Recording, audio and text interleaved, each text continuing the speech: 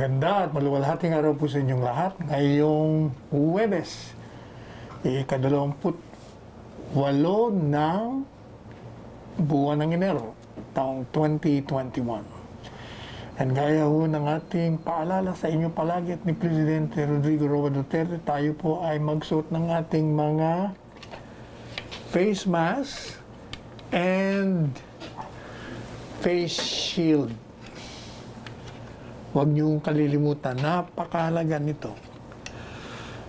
At saka kung kayo po ay nasa labas na, kailangan talaga magdistansya kayo ng 2 metro o 6 na pie or 6 feet.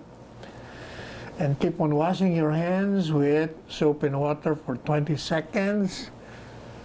And make it thorough. Yung totoong paghugas ng kamay ng matagal. Bawat sulok ng inyong mga daliri. At saka syempre, palakasin nyo ang inyong mga katawan para mayroon pa tayong dagdag na pananggalang sa coronavirus. Let's eat nutritious food only. Eat vegetables, fruits, drink a lot of water, exercise, sleep at least 8 hours a day. Yun ang gawin natin.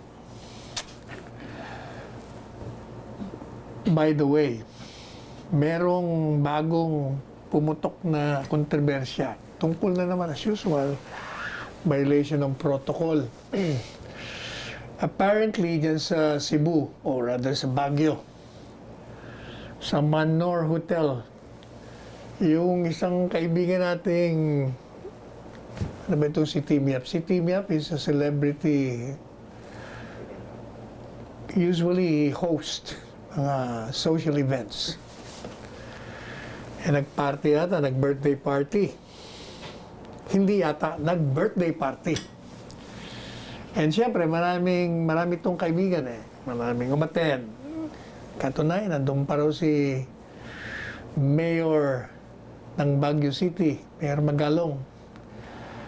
At in the excitement of the moment, nagkasayawan, walang face mask, walang face shield, nagkalimutan na lahat yung mga protocols on social distancing. Apparently, may naka-video nun. Di na ilabas sa social media, di nag-social trending siya ngayon.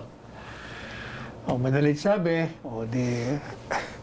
lumika ng alingas-ngas. Kaya si Mayor Magalong humingi ng paumanin. At itong DOH naman nagpaalala na kailangan talagang sumunod ng protocol. Ganyan talaga. Kung minsan talaga makakalimot ka. Sabi nga ni Mayor Magalong, Benji, dahil masyado silang nagkaroon ng fun at the usual, alam niyo naman, pag siguro by reason na rin ng matagal na kasi silang hindi nagpa-party o di nagkasayahan. Pero alam niyo talagang we have really to be very serious on ourselves. And we really have to discipline ourselves. Hindi tayo po pwede magpadala sa excitement of the moment. Talagang hindi pwede tayong complacent Talagang magsusuper spreader yung mga party talagang yung party po, bawal pa talaga yan. At ang dahilan dyan, simple lamang. Gaya nga niyan, pag kayo'y nagkasama-sama, nagkasayahan at wala kayong mga mask at walang mga shield, walang distansya, talaga magkakahawaan kayo. Although, sabi naman ng mga nagpunta ron, lahat naman daw sila nag-swab. Ang problema nga dun sa swab din, nagpa-swab ka, mabuting-mabuti kung 5 days before the event, negative ka. But even then alam nyo, kahit na nag-negative ka, galing ka sa mga lugar ninyo, papunta kayo sa event, hindi mo alam kung along the way ay bigla kang na-infect, hindi ba? Kaya talagang kahit na naka-swab test ka negative, ganun pa rin eh. Pareho rin nung sinasabi, kahit ka nakabakuna, maglagay ka pa rin dahil hindi naman 100% yung bakuna eh. Hindi ba nga sabi ko sa inyo, nung tinanong tayo, what's your message to the public regarding the pandemic? We ano pa, embrace it. We have to adjust. We have to be creative. We cannot be hostage. Yan na nga, ever since, yun ang sinasabi ko. In fact, I think I was the first one to say, we cannot be hostage to this disease, to this coronavirus. We have to adjust. Hindi mo po pwedeng forever na tayong hindi makakagalaw. Alam naman natin yung avoidance eh. Di ba? So gawin natin. Eh siyempre, doon yata parang yung vice mayor ang nag-react eh. Hindi ko alam kung magkasama sila sa politika. Gusto niya i-prosecute for violations of the ordinance on health protocols. Eh sabi naman ni Mayor Magalong, hindi porket sinabi ko na nandun siya o nag-apologize siya, hindi ibig sabihin hindi po prosecute. Yung problema, Mayor, baka pati ikaw kasama ka ipoprosecute kasi nandun ka rin. I wonder kung meron ka ring mask. Yan nga. Kaya dapat talaga, meron talaga dapat mga dapat mag-create tayo ng mga health protocols enforcer. Yun ang ginawa ko dun sa aking pag nagbabiyaya ako, naiimbitahan ako sa mga events, magsasalita. Meron ako talagang pinapakiusapan maging enforcer, yung parang pulis siya doon. Talagang iikot siya dun sa magbabantay. I remember dun sa biyahe natin saan ba yun? Sa Bataan? Sambales. Si Peter Mutok ang ginawa, pinakiusapan nating enforcer. Yun dating pulit buro yun Tapang. Saka stricto. Napasunod lahat ng mga tao doon. Talagang they observe the social distancing as well as the wearing of the mask and the shield. So, yun ang paalala natin. Palagi na lang. Ang DOH, nagpapaalala rin. Pati tayo, hindi ba sabi natin, huwag mo na magbiyahe. Yung mga gustong magbiyahe, alam nyo, pag maalis tayo papunta kung saan, talaga may problema tayo. Kahit saan kayo pumunta ngayon, merong COVID Meron pa mga iba-ibang variants na tinatawag. So there is always a problem on health and safety. Kaya kung maaari, i-reset na lang natin muna o kaya i-delay o i-cancel na natin muna yung mga biyahe natin going abroad. Kung hindi lang naman essentials. By essentials, I mean, if this is not that urgent and important o kaya life-threatening situation, wag na, dito na lang muna tayo sa bahay. O kaya sa mga trabaho natin. At ito pong IATF, merong, di ba, dati nang merong resolution dyan.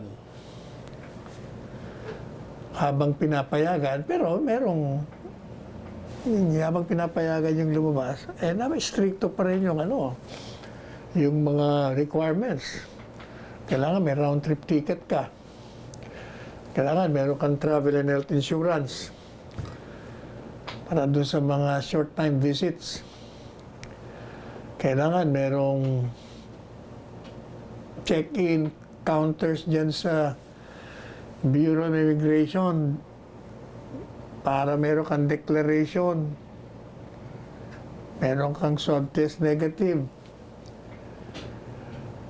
Madalit sabi, stringent din. Eh bakit naman, why do you have to go through the rigmarole of this stringent requirements? Pwede ka namang manatili muna rito sa Pilipinas. Hindi ba? Ganyan lang naman actually kasimple. We really have to adjust. So sana matuto na po tayong lahat. Ang kahalagahan talaga ng pagpapatupad at pag-uobserba ng mga health protocols. They've been placed there not to inconvenience you, to discomfort you, but to place all of us in good health and safety. Yan ho ang buod, ang esensya, the essence of all these things. Samantala, ito pong PhilBox, yung ating Philippine Institute of Volcanology and Seismology. Nagpadala ho sila sa atin ng mga pahayag na sunod-sunod daw na mga maliliit na lindol ang na-record nila galing sa Mount Pinatubo. Umualma na naman ang Pinatubo natin, ano? I remember, di ba ito yung nagdala ng ash? Yung hanggang Metro Manila, tinakpan tayo ng mga abo. Hanggang ngayon nga, doon sa Pampanga, yung dinadaanan natin, nandun pa yung mga abo. Kaya, nagpapaalala ko yung PhilBox, lalo na doon sa mga apektadong komunidad. Tayo'y mag-ingat. Yung mga dati nating ginagawang protocol sa earthquake, gawin po natin. Sabi niya, yung Mount Pinatubo hanggang ngayon ay alert level 0. Although sa ngayon nananatiling quiescent or in calm condition. Kaya maganda daw po tayo. Kayo mga lalo na yung mga nandiyan sa tabi ng Mount Pinatubo or surrounding that mountain or volcano, dun sa mga hazards na lilikay nitong mga series of earthquakes, upang makaligtas tayo, maiwasan natin yung mga sakuna. At marami na naman tayong mga lessons ng mga nakaraan. We should learn from that. Oh, by the way, magandang balita kasi the other day, last week lang yata yun, a few days ago, balitaan natin na nagmamahala na naman yung mga presyo ng vegetables, yung mga karne, yung mga poultry products. May magandang balita sa inyo ang Department of Agriculture sapagkat meron pong mga darating at nagsimula ng magdagsaan yung pong mga gulay, mga karne, mga manok galing dun sa mga production area, sa mga malapit na riyon. Katunayan, nung 3 araw na nakakaraan, 700 kilo ng iba't ibang klaseng gulay at 2 metro toneladang manok na karne na ibaba dyan sa Agricultural Training Institute sa Quezon City. At ito po ay galing sa iba't ibang probinsya ng Calabarzon. At ito ay bahagi ng mga initial shipments ng agricultural products na talagang i-deliver sa metropolis. At ito ay sa pakikipag-ugnayan sa national government, pati na yung mga farmers, cooperatives, and organization. Sabi ni Agriculture Secretary William Dar, umaasa tayo na papanatilihin natin yung mga inisyatibo in partnership with the hog and poultry raisers and farmers cooperatives para mapanatili natin, may stabilize natin yung hindi lamang yung presyo, pati yung pagdating ng mga supply. Ito raw, itong initiative nila, talagang ang target talaga nito, pabagsakin mo yung presyo kasi, siyempre, pag marami yung supply, o di siyempre, mas mura. Kasi kung kulang, mahal talaga. Kung konti yung supply mo That's the law of supply and demand. Meanwhile, we'll get back to you after a few minutes reminder from our studio.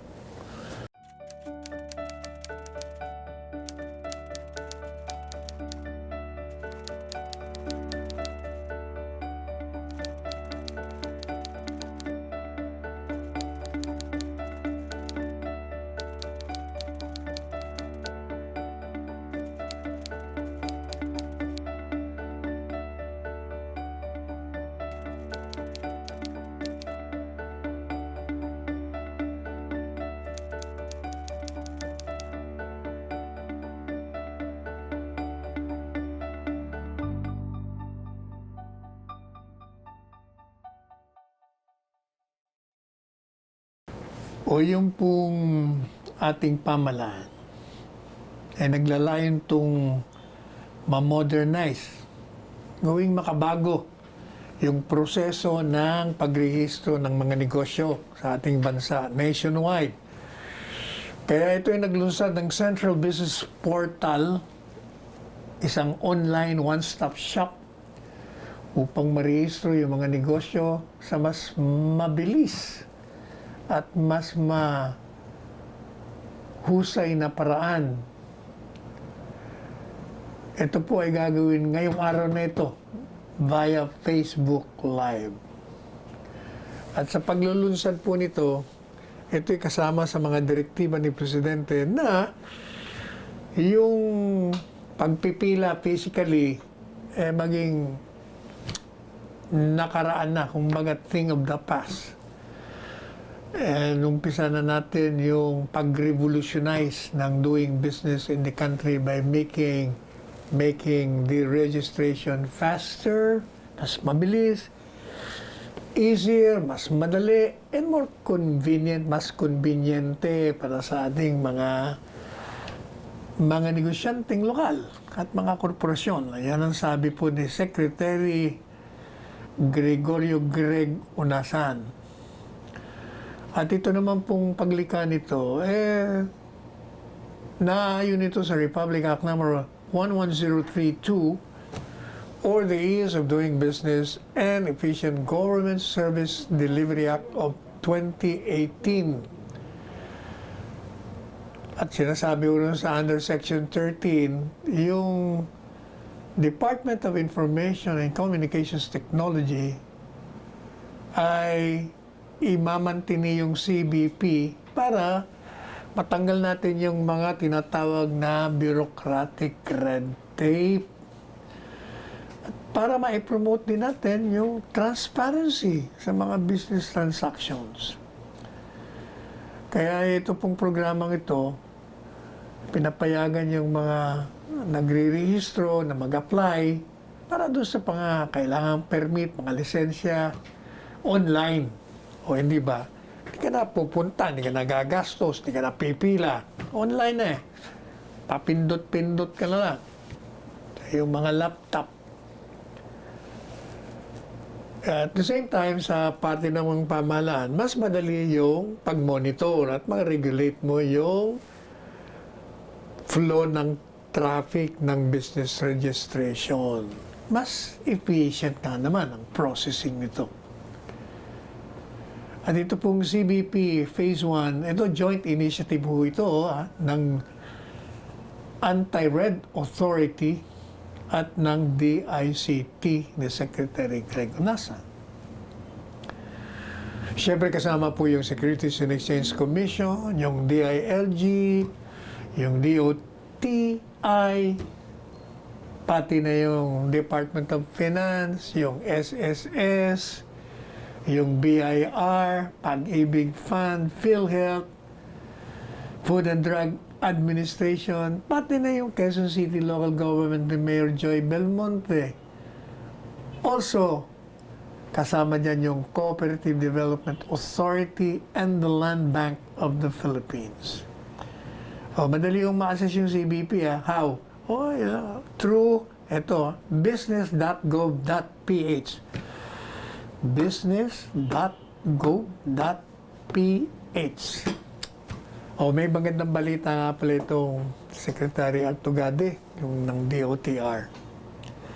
Sapagkat yung pong construction ng Philippine National Railways, Clark, mula sa Malolos, Bulacan, papuntang Tutuban, dyan sa Maynila, in full swing na, sabi niya.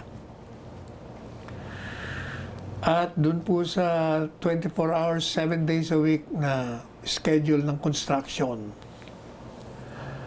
Yun daw pong matagal na natin itong inaantay na PNR Clark Phase 1 segment dun sa gagawing North-South Commuter Railway Project. Talagang going full steam ahead. Talagang walang tigil ang trabaho. Katunayan daw, ang overall progress rate ay 42.68% as of the last day of December nitong katatapos lang na taon. At alam nyo, itong PNR Clark Phase 1, 38 kilometers ito, 38 kilometra ito. It's only one of the segments of the NSCR project.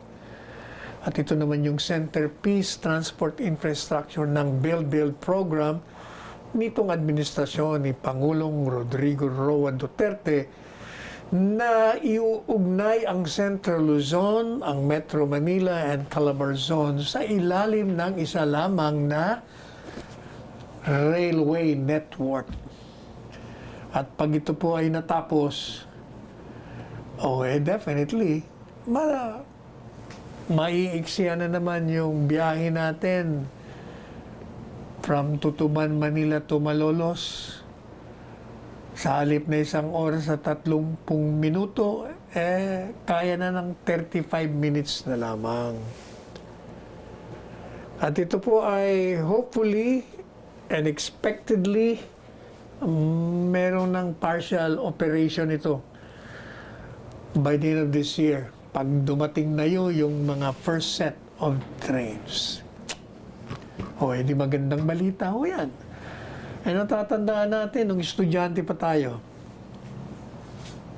Siyempre, dito tayo sa Maynila Nag-migrate ang pamilya from Naga to Manila Dito tayo lumaki 3 taon lang tayo, dito tayo sa Maynila Siyempre, umuwi ako ng Naga pag may bakasyon. Doon tayo sumasakay sa PNR, diyan sa Tutuban, kung hindi, Santa Mesa.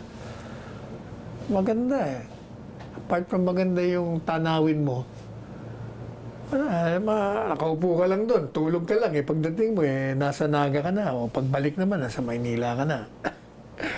I remember nga pala, pag nandun tayo sa train, naalala ko yung mga komentarista Si Johnny De Leon. Ayan ang mga komentarista ng mga panahon Umagang-umaga, sila Rafael Yabut.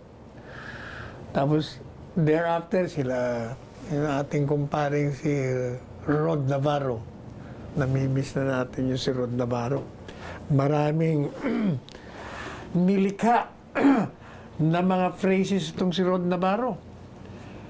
Sa kanya ho galing yung walang masamang tinapay. Siya ang lumikha nun. Marami siyang maraming gumagaya sa kanya. Hindi nila alam galing kay Rod Navarro yun. Anyway, meron na nga pala tayong bagong nanombrahan. Maliban pa sa bagong Justice ng Korte Suprema na si Court of Appeals Justice Joseph Lopez. Isang junior fraternity brad natin to sa Sigmaro. Dating konsihal ng 4 na terms. naging city prosecutor, tapos naging Court of Appeals Justice. Ito yung humble na tao. At hindi mo pagkakamalan tong abogado, para ang tawag ko nga rito endearment ito Justice Joe little boy. Kasi yun yung kanyang stature hindi siya mataas Not only that, he looks very young. He is so boyish. You will not even think na he's even a lawyer. Batang-bata ang mukha niya. Tingnan nyo. Pag nakita niyo ito, magugulat kayo. Pero UP graduate ito. Meron na rin tayong bagong appointee, maliban pa dyan sa Korte Suprema. At dito naman ay sa sandata ang lakas. Kasi ito pong si Chief of Staff, General Gilbert Gapay, magre-retiro na sa ika-4 ng buwan ng Pebrero dahil 56 na siya. Bata pa, dapat i-extend nila yung 56. Masyadong bata ang 56. Yung 70 nga ngayon, bata pa parang equivalent to 50 na ngayon magre-retire siya, sayang naman yung mga karanasin nito, yung mga pinag-aaral ng pamahalaan na hindi natin mapakinabangan. Kaya if you notice, yung mga nagre-retire na maaga, ina-appoint yung presidente kasi nangihinayang si presidente sa mga galing nito. Nag-aaral ng masters, may doctorate pa. Tapos magre-retiro na lang. Kaya napansin nyo, maraming mga members ng cabinet ng AFP, hindi dahil sa military sila, kung hindi pinag-aral sila ng gobyerno. Marami silang karanasan, marami pa silang academic achievements. Kaya wag niyong i-menos yung mga yan. Magagaling yan. So, ang papalito kay General Gilbert Gapay sa Feb 4, itong si Lieutenant General Cerelito Sobrehana. Si General Sobrehana ay kasapi po ng Philippine Military Academy Hinirang Class of 1987. Siya ang currently Commanding General of the Philippine Army mula pa noong Hulyo noong nakarang taon. And he commanded the Joint Task Force Sulu, yung pong Maguindanao Base 6th Infantry Division and the Western Mindanao Command. At alam niyo ba, itong si General Sobrehana, ito ay recipient. Tumanggap po ito ng Medal of Valor. Ano ba yung Medal of Valor? That is the country's highest, pinakamataas na military award.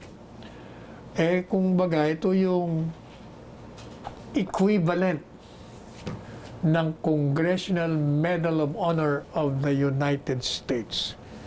Ilan lang ang mga nakakuha niya sa Amerika. I remember si Audie Murphy, yung Hollywood actor. Tandaan niyo yung movie To Hell and Back. Yun, little boy din yung gwapong little boy. Pero lahat na yata ng medalya, kinuha niya sa Amerika. Anyway, itong si General Sobrehana, nakuha niya yung kanyang Medal of Valor in 1995 after leading the fight with an estimated 150 Abu Sayyaf terrorists. Diyan po sa Isabela Town in Basilan, kahit na sugatan siya. O biro niyo yun, kaya pala ito nakakuha ng Medal of Valor Biro mo, kalaban niya, 150 terrorists yung kanyang grupo. At siya kahit na crippling wounds, napanalo niya pa. Marami na rin yung mga hinawakan posisyon to. Naging Deputy G3 and G8 ng 1st Scout Ranger Regiment. Scout Ranger pa pala to para si General Lim, dating MMDA chairman na sa makabilang buhay. Naging director din ito ng General Services of the Army Management Information Center. Naging puno ng Plans, Policies, and Material Development Division of the Army Support Command. Naging Chief of the Firepower Division ng Office of the Deputy Chief of Staff for Logistics, J4 Armed Forces of the Philippines. Hindi lang yan, naging Executive Officer pa siya ng Army Resource Management Office and Deputy G7 and G3 of the Philippine Army.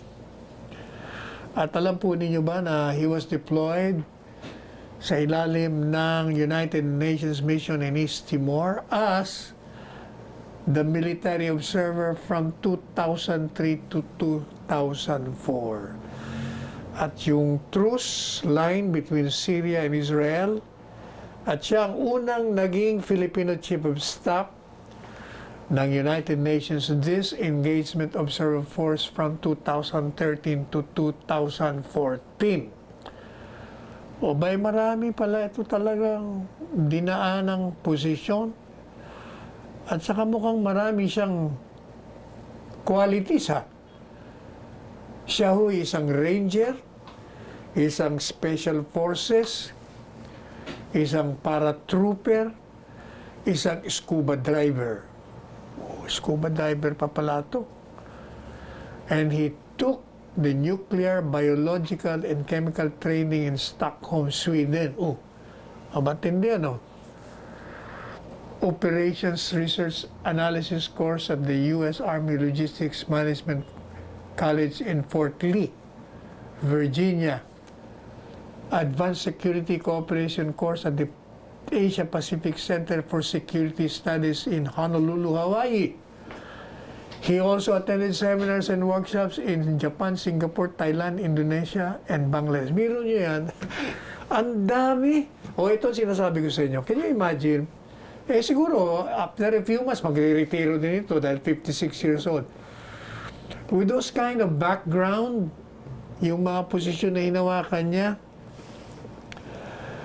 pati na yung kanyang mga kinuhang kurso, aba hindi po pwede ito, basta nga naman mag-retire. Kaya pag nag-retire ito, sigurado kukunin na naman to. Sayang naman ng pinag-aralan nito at mga karanasan na hindi natin mapakinabangan. Kaya anyway, congratulations, General Subihana, as the new Chief of Staff of the Armed Forces of the Philippines. Babalikan po natin kayo after a short break from our sponsor, Studio.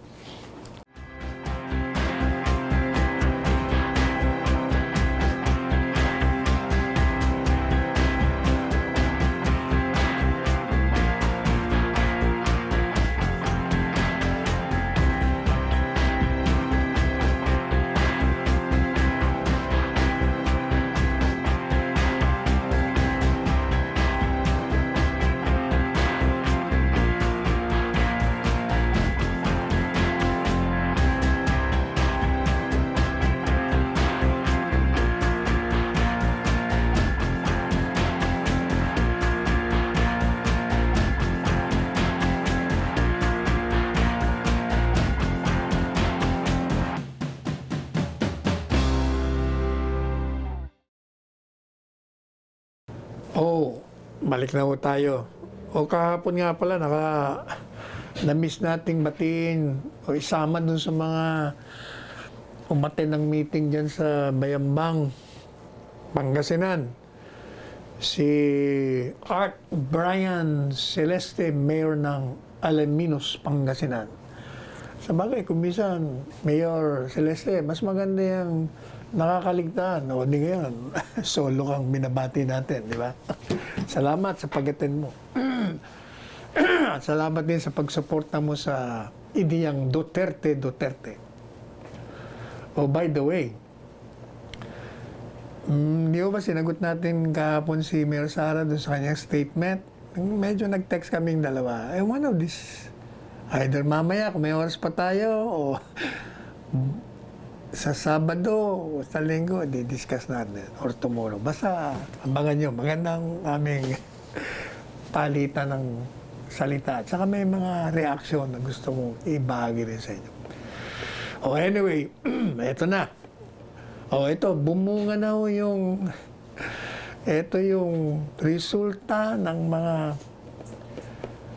rush judgment na tinatawag na sumisira ng reputasyon at lumilikha naman ng mga maling mga pahayag, mga akusasyon.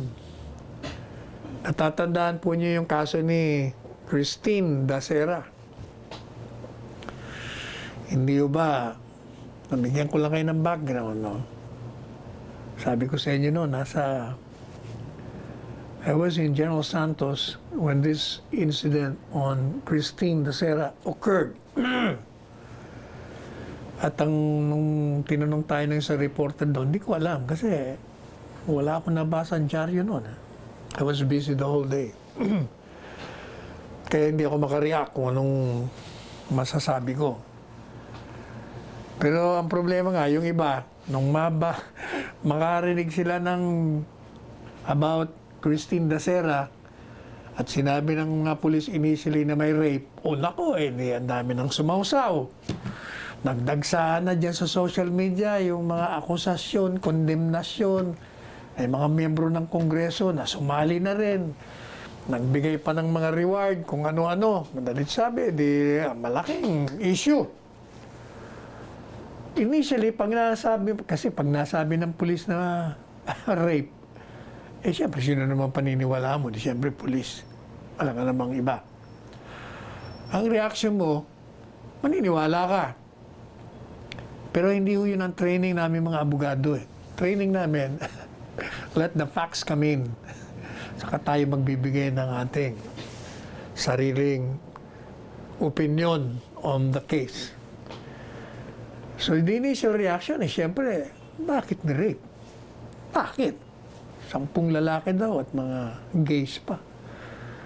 So, madalit sabi, we started, dahil nakatuto na tayo mag-Google, hinanap natin yung mga interviews, yung mga news about that incident.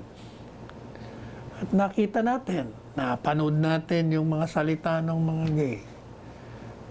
Unang-una, nung mabasa ko lang yung autopsy report, sabi ko, mukhang wala itong rape. Ay bakit naman rape ang... Madalit sabi, dahil marami na nga sumausaw, siyempre, pati yung nanay naman, iba rin siyempre. Dahil, siya pinidbakan mo ng rape, di siyempre, yun din ang sasabihin niya. So, ginawa ko natin, nag-issue tayo ng statement, karaka-raka. Nasabi natin, teka muna, hold your horses. Huwag tayo basta maghusga. Kasi, unfair on both parties, parte nung biktima na namatay, na inaakalang may crime, at unfair din naman dun sa inaakusahan na baka hindi naman totoo. Lalong-lalo pa nga, yung autopsy report nagsasabing hindi naman krimen kung hindi she died of natural causes. Madalit sabi, medyo nakatulong naman yon sapagkat medyo nag-atrasa naman. So, madalit sabi, narinig na natin yung side ng mga kaibigan niya, na very protective naman. Tapos nagpa-drug test pa, negative naman. And then we heard about a second NBI. Hindi ko rin maintindihan ba't hindi nila sinubmit sa preliminary investigation initially. And finally, hindi ko alam kung ito yung NBI report o PNP na bago nila. Kasi nasa dyaryo po kahapon, nasa online news, at pinadala sa atin ni Claire de la Puente, yung nanay ni Mr. De Guzman, isa sa mga respondents. Yung second PNP autopsy report na lumalabas, binabalidate yung pong unang autopsy report. Ito mga forensic experts ito. At in-examine nila yung tissues ng internal organs nung namatay na si Christine Dacera na isang flight attendant ng Philippine Airlines. At ang kanilang konklusyon, yung kanyang pagkamatay ay likha ng natural causes. Kaya, based on the information available to them, sinabi ng PNP, forensic experts, at pinirmahan po ito ni PNP Crime Laboratory Medical Legal Officer Light Colonel Joseph Palmero, that the manner of death is classified as natural death. Oh, you see? O, kita nyo na? O, can you imagine? Masyado tayong biglang nanghusga. Maraming nasaktan. Siyempre, lumika ng sigalot sa isipan, sa puso ng mga inakusahan na hindi naman. So, madalit sabi, the autopsy report ruled out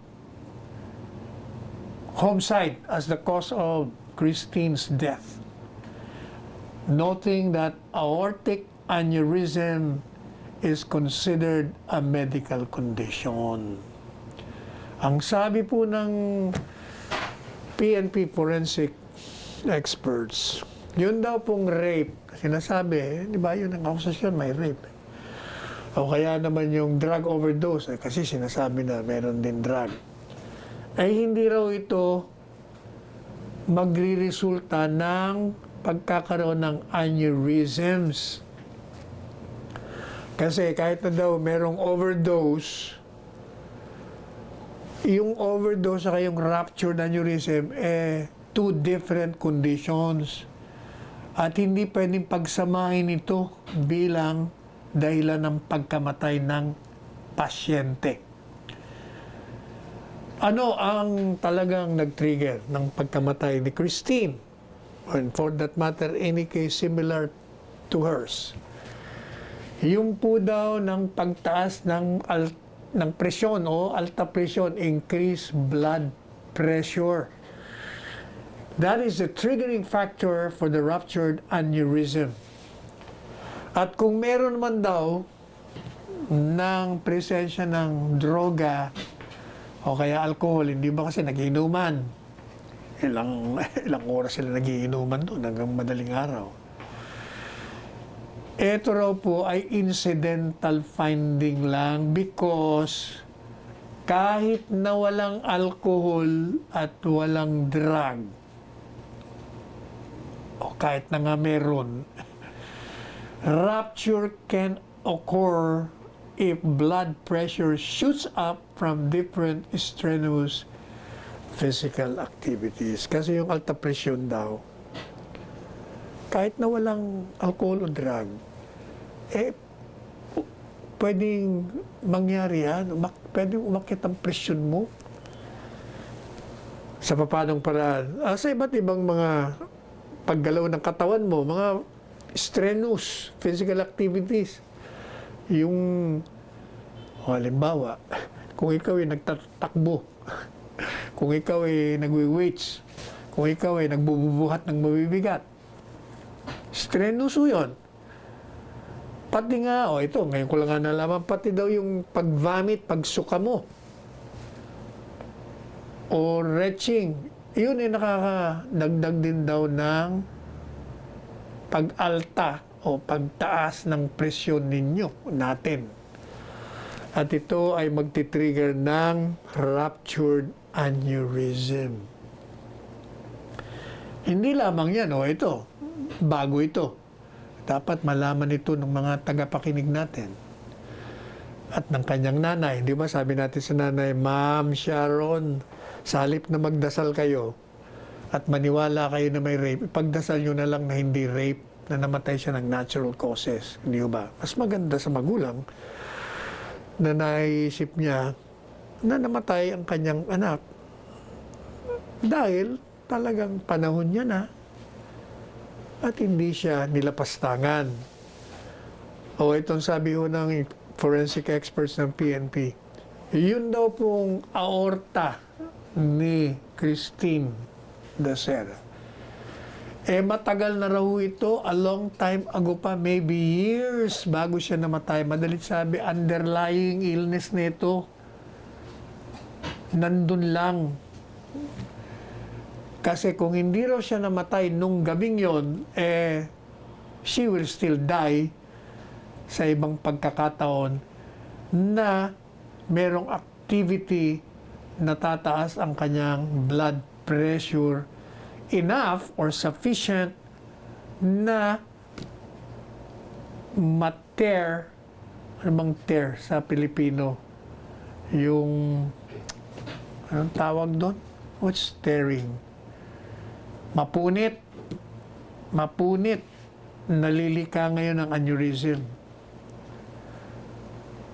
At ang sabi po ng forensic experts, yung puso niya ay nag-weigh ng 500 grams.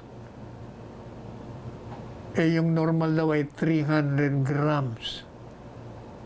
So, ito raw finding nila supports Christine's apparently undiagnosed hypertension. Madalit sabi, ito pala may alta pressure pero hindi ito na-diagnose.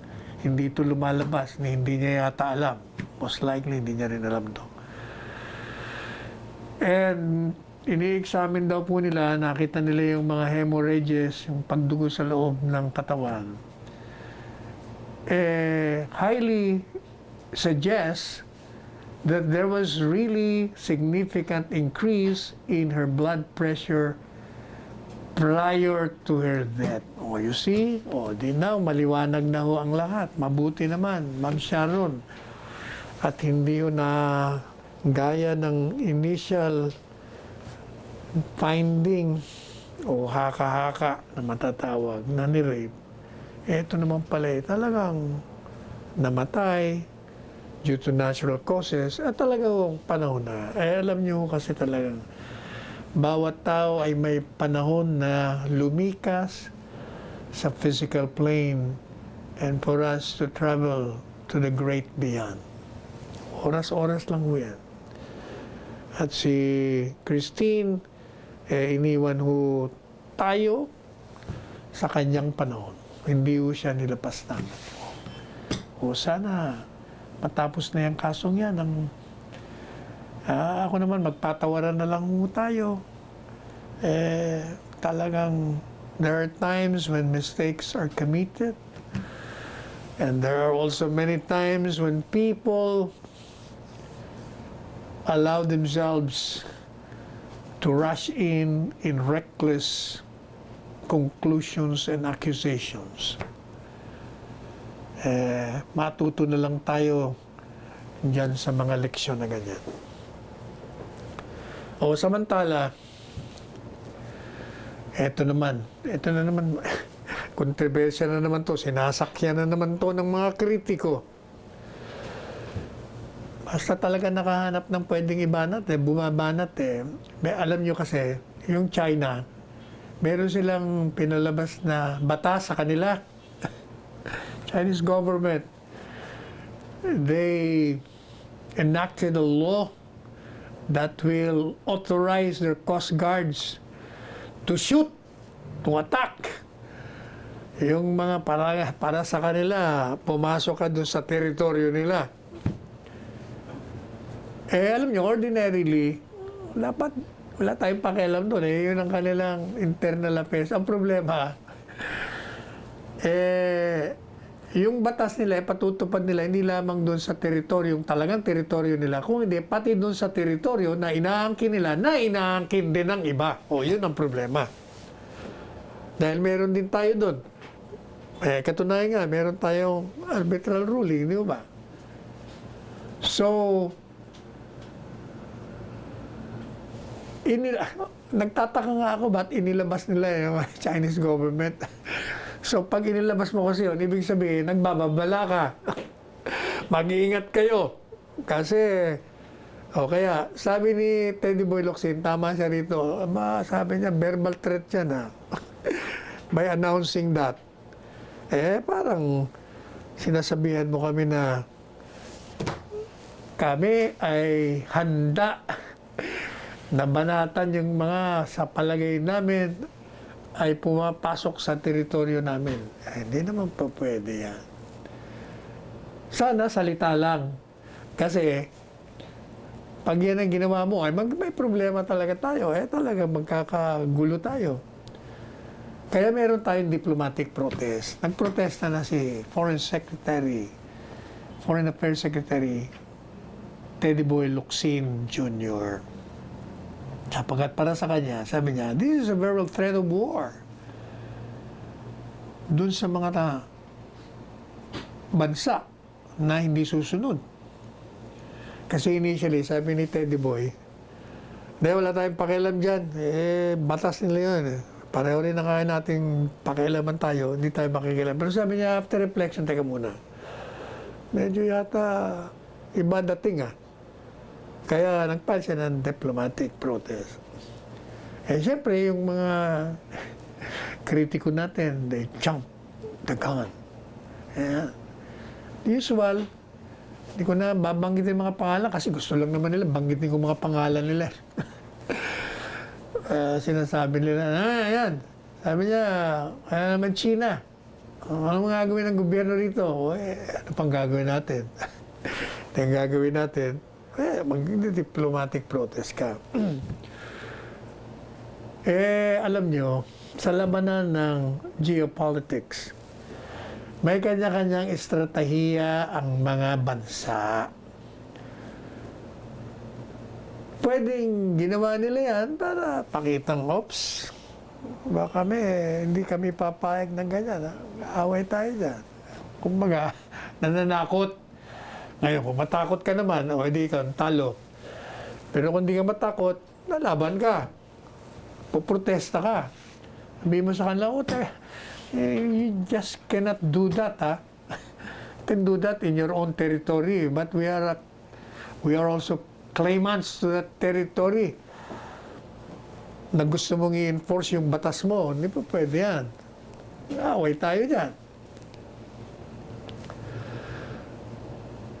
Sabi naman ng mga ibang mga nag-o-observe, kung titingnan nyo naman daw ang history kasi ng China, saka ng Amerika at ng Europe.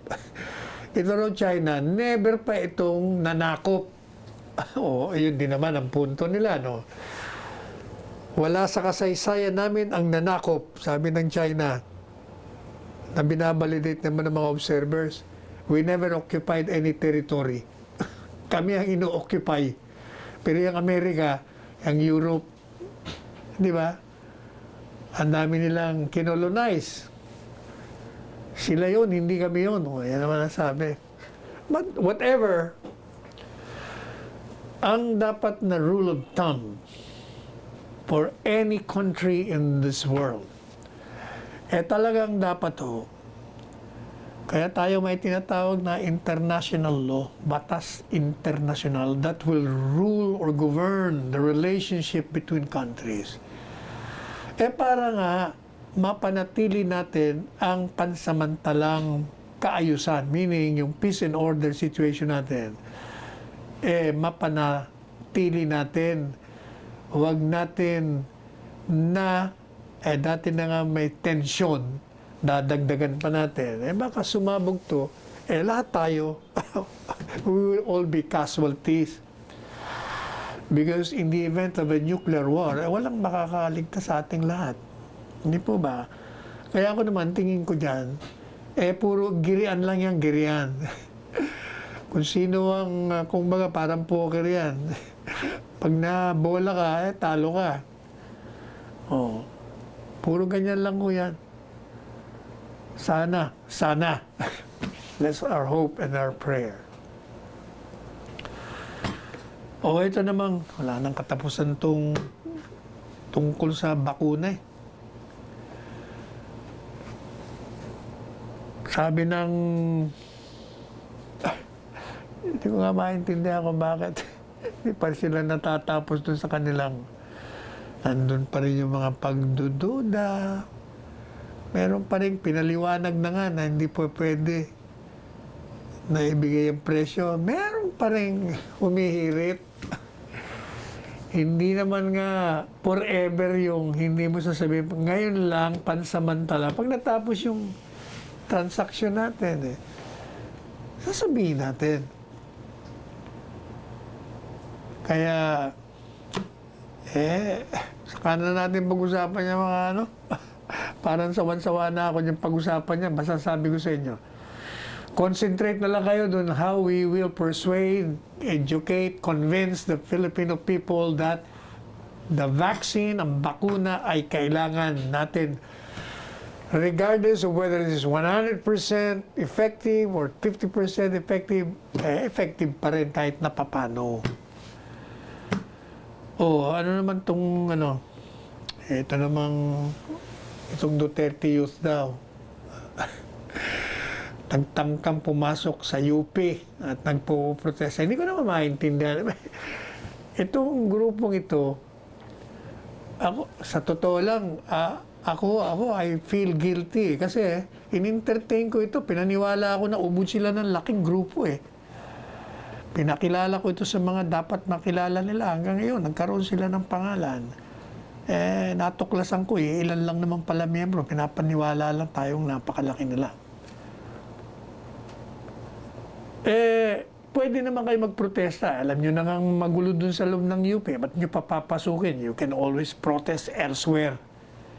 Bakit pa kayo konting relax? Kayo talaga. Para pareho na lang. Dito naman mga taga-UP rin. Re-react din ng kung ano ng mga reaksyon. Dun sa accord na in the first place. Sabi na nga natin, in the first place, dapat wala yung accord na yan. You cannot be supplanting the laws of the land and the Constitution. Hindi po ba? Anyway, inabot na naman tayo tuloy ng oras. So magpapaalam po tayo pansamantala. Ito po ang inyong lingkod, Salvador Panelo. Hanggang bukas na muli. 2:00 hanggang 3:00 ng hapon. By the way, meron mga nagsabi sa atin na meron daw, habang nagpo-programa tayo, merong mga komentaryo sa Facebook, di naman natin nababasa yun. Kung maaari lang kasi meron daw mga nakikiusap doon, gustong humingi ng tulong, ganito ang gawin nyo. Sumulat na lang po kayo sa opisina namin, kung ano man ang concern ninyo, anong request ninyo, para makatulong kami, makatugong kami. Ang gagawin niyo lang padala niyo lang sulat sa akin, sa pangalan ko.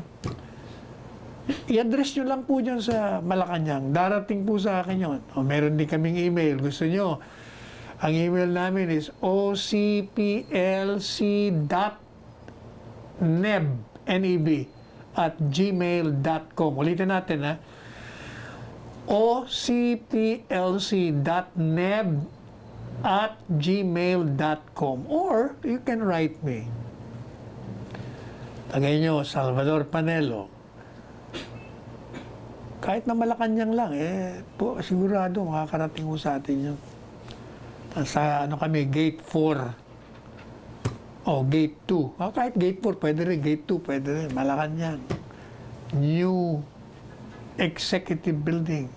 Darating ko yan. Immediately, sasagutin ko natin yan. Anyway, let us tread. Teka, bago tayo makalimot, yung paalala natin. Magsuto tayo ng maso palagi at saka face shield. Maghugas tayo ng ating mga kamay thoroughly, frequently, with soap and water, and observe the 2-meter distance or 6 feet. And syempre, talaga magpaka-healthy body tayo. Let's eat nutritious food, drink a lot of water, exercise, at tayo'y matulog ng tamang oras. And when you wake up in the morning or sleep at night, please, let us thank the God Almighty. Sino man, ano man ang pagkakilala nyo sa kanila, sa pagbibigay ng buhay at pagdudugtong sa atin sa araw-araw.